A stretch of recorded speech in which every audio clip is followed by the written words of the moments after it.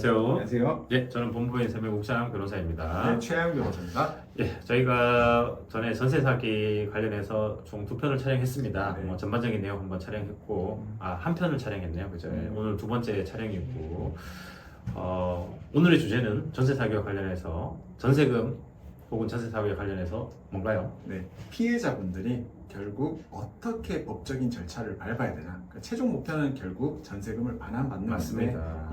법적으로 네. 어떻게 해야 되는지에 대해서 말씀드리고자 합니다. 사실 뭐 전세금이 뭐 한두 푼은 아니잖아요. 맞습니다. 이제 이분들의 이제 뭐 목돈을 가지고 어쨌든 이제 전세 이렇게 계약을 해서 들어왔는데 그 전세금 뭐 많게는 몇천에서 또 많게는 억 단위가 넘어가잖아요. 그게 어떻게 보면 매우 큰 돈인데 그 돈을 궁극적으로 좀 돌려받고 싶은 게 모든 의뢰인들의 공통된 요구 사항이잖아요.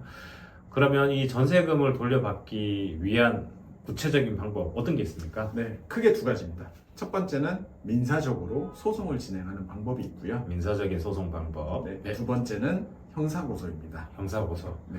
그러면 전세금을 돌려받기 위해서는 민사소송을 제기한다, 형사고소를 한다 이렇게 좀 정리할 수 있겠는데 그럼 민사소송 조금 구체적으로 설명해 주시죠. 뭐 어떻게 네. 해야 되나요? 네, 사실 전세금을 돌려달라. 이거는 사실 금전적인 건 돌려달라는 부분이지 않습니까? 네. 이거는 소송으로만 진행되어야 되는 겁니다. 네. 돈을 돌려받기 위해서는 그냥 달라고 할 수는 없다 보니까 법원의 판결에 의해서 돌려받는 거고, 그래서 이제 구체적 소송인 거죠. 내가 언제 전세 계약을 체결했고 보증금을 지급했는데 이분이 이제 전세 기간이 끝났다. 그리고 돌려줘야 되는데 안 안 주고 돌려주겠다. 있다. 그러니까 그러고 빨리 돌려주게 해주십시오. 그게 이제 뭐 네. 전세금 반환 청구 청구의 소송 맞습니다. 이렇게 되겠네요, 그죠? 실제로 정말 많은 근래 정말 많은 전세금 반환 청구해소가 이루어지고 있고요. 이제 기간이 이제 조금 걸리다 보니까 답답해하시는 분들이 있는데 네. 어쨌든 돈을 받기 위해서는 좋은 말로 해서 했을 때 안 돌려주시는 분들에게 맞습니다. 소송을 할 수밖에 없는 상황입니다. 뭐 결국에는 이제 전세 계약 기간이 이제 끝나야 전세금을 돌려달라고 청구할 수 있는 권리가 생기기 때문에요. 뭐 전세 계약 기간은 3년이 지났다. 근데 1년 지나고 나서 살짝 불안하네 이렇게 하면 전세금 반환 청구 소송을 제기해도 안 되는 거고요. 통상적으로는. 예. 그래 3년이 지나고 계약 기간이 끝났고 그 전에 나는 이제 뭐 갱신할 생각도 없다라고 명확하게 의사 표시도 하고 계속 했는데 계약 기간이 끝났는데도 안 돌려주고 있다. 네. 그렇게 해서 그 경우에는 이제 전세금 반환 청구 소송을 좀 할 수 있다. 네. 그리고 기본적으로는 어쨌든 내가 살고 있는 집을 주인에게 돌려주면서 동시에 전세금을 돌려달라 이렇게 이제 하는 거잖아요. 네. 그래서 일단 첫 번째는 전세금 반환 청구 소송을 제기한다. 그리고 그걸 제기하는 건 전세 계약이 끝나서 전세금을 돌려받을 수 있는 시점이 왔을 때 그렇게 통상적으로는 제기할 수 있다. 네. 두 번째는 어떤 방법이 있나요? 두 번째는 저희가 사실 오시는 분들 항상 이야기를 들어보는 게요. 그냥 모두 해당하는 건 아니지만 전세 사기 많이 요즘에 많이 알고 계신 겁니다. 그러니까 지금 의뢰인 분들의 케이스가 전세 사기에 해당하는지 안 하는지를 확인하고 전세 사기로 이제 형사 고소를 하는 겁니다. 그러면 네. 모든 사람이 전세금을 못 돌려받았으니까 고소할 수 있다. 요건 아니네요, 그죠? 네, 아까 서두에 말씀드린 것처럼 내가 돈을 못 받았으니까 넌 다 사기꾼이야 라고는 할 수 없지 않습니까? 그러면 조금 전문적으로는 이제 전세금, 전세 계약을 체결할 그 당시에 전세금을 반환할 수 있을 경제적인 능력이나 의사가 전혀 없이 막 너무 어려운 상황이었는데 야, 이 계약을 체결하면 내가 전세 기간이 끝나면 틀림없이 너 전세금 돌려줄 테니까 믿고 전세금 나한테 줘도 돼. 그리고 너 집을 사라 하고 나서 이 돈을 막 이렇게 탕진하거나 막 빚 갚는 데 다 써버리고 막상 이제 돌려줘야 될 시기에는 이제 못 돌려주는 상황이 되면 요거는 전세 사기로 좀 볼 수 있다 이런 취지인 거잖아요. 그러면 일반인 우리 촬영 이제 보시는 시청자분께서는 이게 나도 그러면 말은 그게 전세 사기인 것 같긴 한데 실제로 이게 전세 사기인 거 아닌가 형사 고소가 할 수 있나 없나 이렇게 조금 궁금해 하실 것 같은데 뭐 그 기준 같은 게 있나요? 명확히 기준이라는 건 없지만 저희가 항상 의뢰인 분들하고 이야기할 땐 첫 번째 그 부동산이 어느 물건이냐가 좀 장점이 됩니다. 아파트냐, 오피스텔이냐, 빌라냐. 아파트 같은 경우는 사실 매매 가격과 전세 가격이 이제 역전되는 경우가 거의 드물거든요. 그렇죠.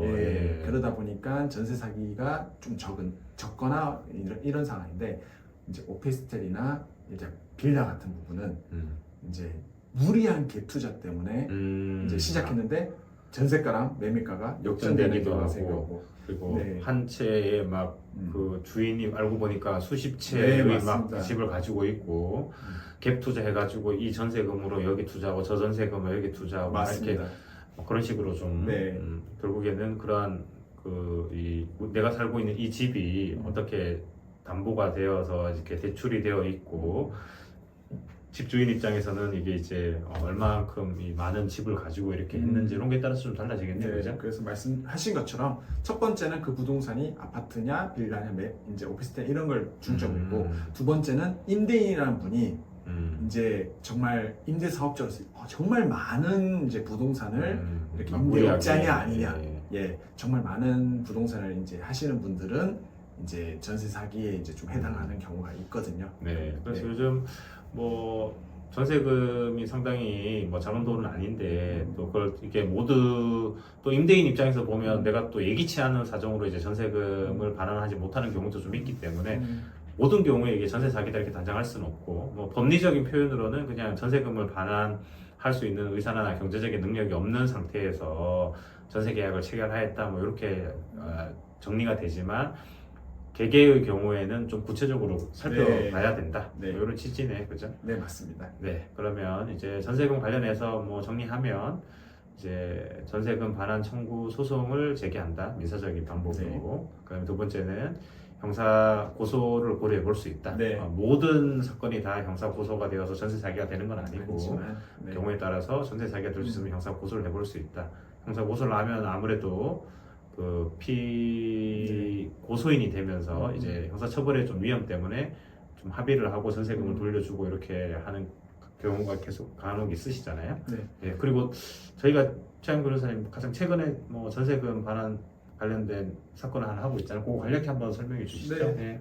일단은 이제 그 이분도 똑같습니다. 전세 기간이 끝나 빌라에서 이제 거주하고 계신데 기간이 끝났어요.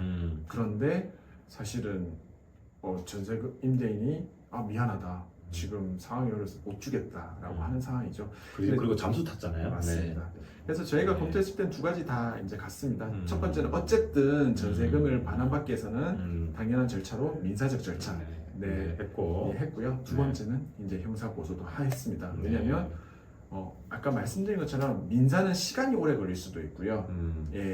있습니다. 그런데 형사 같은 경우는 어쨌든 임대인 입장에서 내가 전세 사기에 해당하는 이런 요건들이 갖춰졌는데 빨리 피해 회복을 안 하면 내가 처벌을 받을 수 있거든요.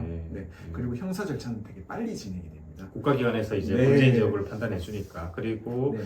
뭐 일반인 입장에서 이거는 전세 사기가 아닐 거야라고 단정할 수는 없고요. 맞습니다. 수사기관에서 여러 가지 경제적인 상황이든 재정적인 능력이든 이런 것들을 보면서 판단할 수 있는 부분이기 때문에 우리가 스스로 우리 판사님이 되어가지고 이거는 아니야 해서 뭐 시작조차 안 할 수는 없는 거고요. 네. 그래서 그런 여러 가지 자력 부분이나 경제적인 상황이 좀 어려웠던 정황이 있으면 이제 형사 고소도 매우 적극적으로 좀 고려해야 된다. 네, 맞습니다. 예, 그런 취지인 것 같습니다.